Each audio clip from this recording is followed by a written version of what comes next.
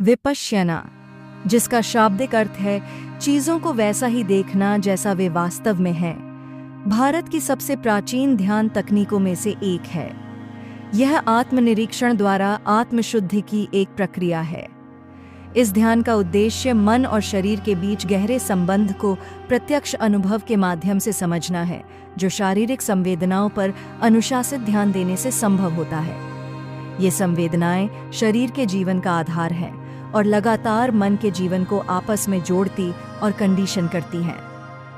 विपश्यना की शुरुआत सांस की स्वाभाविक गति को देखकर मन को एकाग्र करने से होती है।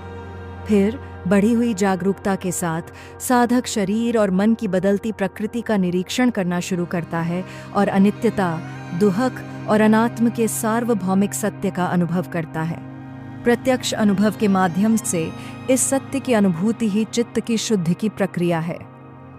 इस तकनीक का अभ्यास करने के लिए साधक शांत और आरामदायक स्थिति में बैठता है, अपनी रीढ़ को सीधा रखता है और अपनी आंखें बंद करता है। फिर वह अपनी सांस पर ध्यान केंद्रित करता है, आने और जाने वाली सांस की संवेदनाओं को महसूस करता है। धीरे धीरे जागरूकता को पूरे शरीर में स्थानांतरित किया जाता है। हर संवेदना को तटस्थता के साथ देखा जाता है, बिना किसी प्रतिक्रिया या निर्णय के। विपश्यना का लक्ष्य पूर्ण मुक्ति और पूर्ण ज्ञान के उच्चतम आध्यात्मिक लक्ष्यों को प्राप्त करना है। इसका उद्देश्य केवल शारीरिक बीमारियों को ठीक करना नहीं है, बल्कि मानसिक शुद्धि के उप उत्पाद के रूप में कई मनोदैहिक रोग दूर हो जाते हैं।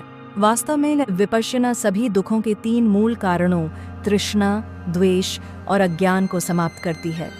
नियमित अभ्यास से यह ध्यान रोजमर्रा की जिंदगी में विकसित तनावों को दूर करता है और सुखद और अप्रिय स्थितियों के प्रति असंतुलित तरीके से प्रतिक्रिया करने की पुरानी आदत से बंधी गांठों को खोलता है। यद्यपि विपश्यना को बुद्ध द्वारा एक तकनीक के रूप में विकसित किया गया था, इसका अभ्यास बौद्धों तक सीमित नहीं है। रूपांतरण कोई प्रश्न ही नहीं है।